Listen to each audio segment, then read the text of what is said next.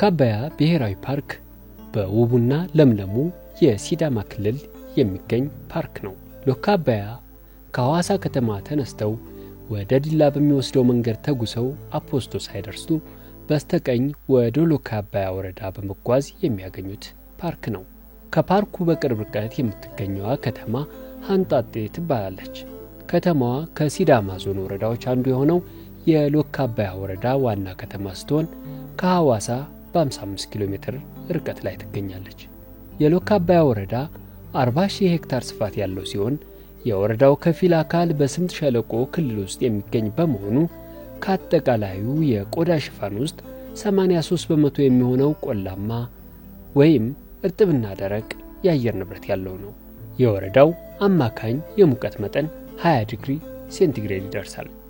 ምስረታው በ2001 ዓመተ ምህረት እንደሆነ የሚነገርለት ሎካባያ ብሔራዊ ፓርክ ወደ ስራ የገባው በ2003 ዓመተ ምህረት መሆኑ ይገለጻል። ይህ ብሔራዊ ፓርክ 50,000 ሄክታር ወይም 500 ስኩዌር ኪሎ ሜትር ስፋት እንደሚያካልልም ይነገራል። ከሐዋሳ ቅርብ መሆኑ ብሎም በዚህ ፓርክ አድርጎ በጀልባ በመጓዝ ወደ ነጭ ሳር ብሔራዊ ፓርክ ማቅናት እንደሚቻል ይነገራል። 13 ሜትር አማካኝ ጥልቀት ያለው አባይ ሐይቅ ከ12 በላይ የተለያየ የአሳ ዝርያዎችን ጨምሮ በርካታ የውሃ እንስሳትን የያዘ ነው። ይህ ደግሞ ሎካባያ ብሔራዊ ፓርክ በውስጡ ከያዛቸው የተለያዩ አዕዋፋትና እንደ አጋዘን፣ አንበሳ፣ አነርና የዱር ውሻን የመሳሰሉት የዱር እንስሳት ጋር ፓርኩ የውሃም የየብስም እንስሳት የሚገኙበት ፓርክ እንዲሆን አድርጎታል። በሲዳማ ክልል የሚገኘው ይህ ፓርክ ከደቡብ ኢትዮጵያና ኦሮሚያ ክልሎች ጋር እንደሚዋሰንም ይጠቀሳል። በተደረገ ጥናት ውጤት መሰረት 42 ትላልቅና መካከለኛ የአጥቢ እንስሳት ዝርያዎች እንደሚገኙ ይነገርለታል። በተጨማሪም 115 የአዕዋፍ እንዲሁም 71 የእጽዋት ዝርያዎች መገኛ መሆኑን የወንዶ ገነት ደን ኮሌጅና የኢትዮጵያ ዱር እንስሳት ባለስልጣን ያደረጉት ጥናት ውጤት ያመለክታል። አባያ ሐይቅ ላይ የአባያን ሐይቅ እና ዙሪያውን የቱሪዝም ማዕከል ማድረግ ነው የምንሰራው። የክልሉ ላይ ቢች ቱሪዝም ስትራቴጂ እንደ ፓኬጅ ተይዞ ይሰራል። በቱሪዝም ቤተሰብ ብልጽግና ላይ 7 ኢኒሺዬቲቭ ከተያዘው ውስጥ አንዱ ቱሪዝም ነው። ከቱሪዝሙ ፓኬጆች ውስጥ አንዱ የባህር ጠረፍ ወይንም የቢች ቱሪዝም ፓኬጅ ነው። እሱን እዛ ነው የምንሰራው። ሎካባያ ሰፊ ነው፣ ብሔራዊ ፓርክ ነው። የማህበረሰብ ጥብቅ ቦታ ነው። 500 ኪሎ ሜትር ስኩዌር ነው። 500 ኪሎ ሜትር ስኩዌር ስለሆነ ሰፊ ነው።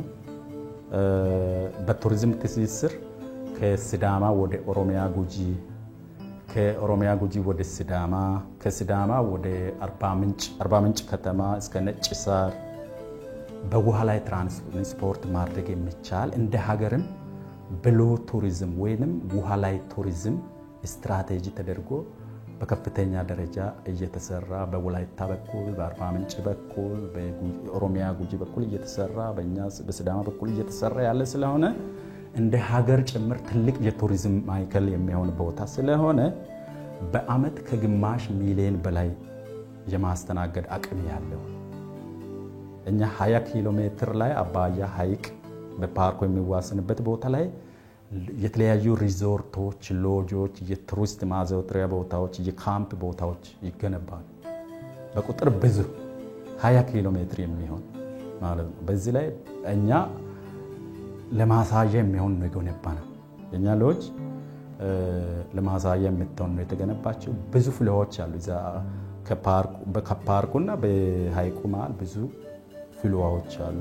ፍሎው ደግሞ በቴክኖሎጂ ከሚሞቅ ውሃ ወይንም ስቲም ባዝ ይልቅ ከሞቅ ሻወር ይልቅ ይሄ ተፈጥሯዊ በጣም ይፈልጋል። በተለይ መካከለኛው ምስራቅ ላይ ያሉ የአረብ ሀገራት ይሄንን በጣም ይፈልጋል።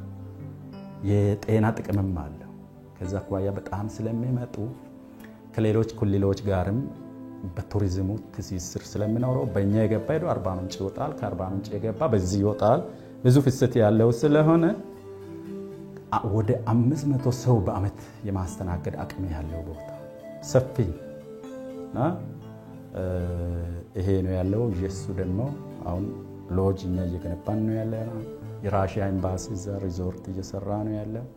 ከዚህ አኳያ ሰፊ እድል ያለው በዚህ ጊዜ ጭምር እኛ ቀጠርናቸው ወደ 60 የሚሆኑ ሰራተኞች አሉን። ፓርኩ ጽሕፈት ቤት አለው።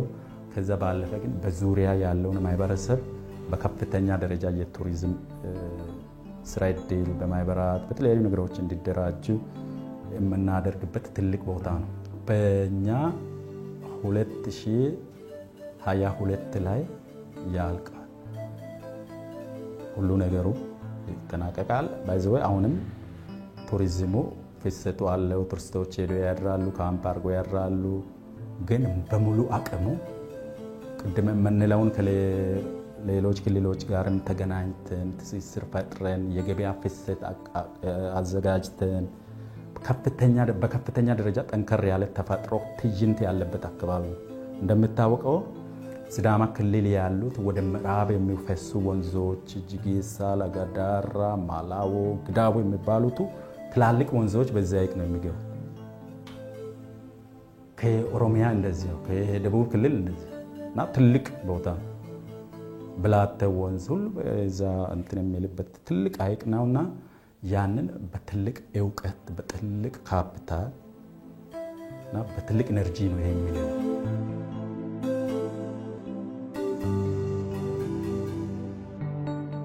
በወቅቱ በዋናነት ፓርኩ የተከለለው የቆላ አጋዘንን ጨምሮ የተኩላ፣ አንበሳና ሌሎችም እንስሳትን ደህንነት ለመጠበቅ ታስቦ መሆኑ ይነገራል። ምንም እንኳን ከተመሰረተ እንደ ሌሎቹ ብሔራዊ ፓርኮች የረጅም ዓመታት ዕድሜ ባይኖረውም ወደ ፓርኩ ተመራማሪዎችና ጎብኚዎች በየጊዜው ይመጣሉ። በሌላ በኩል ፓርኩ ቀደም ሲል ሕገወጥ ሰፈራና የእርሻ መስፋፋት አደጋ ተጋርጦበት እንደነበርም የሎካ አባያ ብሔራዊ ፓርክ ጽሕፈት ቤት ኃላፊ ዘነበ ሀጄ ለኢዜአ ተናግረዋል።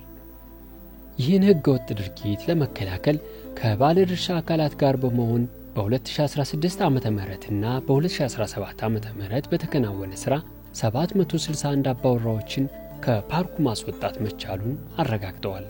ከዚሁ ጋር በተያያዘም 668 ሕገወጥ ቤቶች እንዲፈርሱ መደረጉንም ተናግረዋል። እነዚህ ሰዎች ይጠቀሙበት የነበረ በሕገወጥ መንገድ የተያዘ 980.5 ሄክታር የእርሻ መሬትም ወደ ፓርኩ እንዲካለል መደረጉን ጠቁመዋል።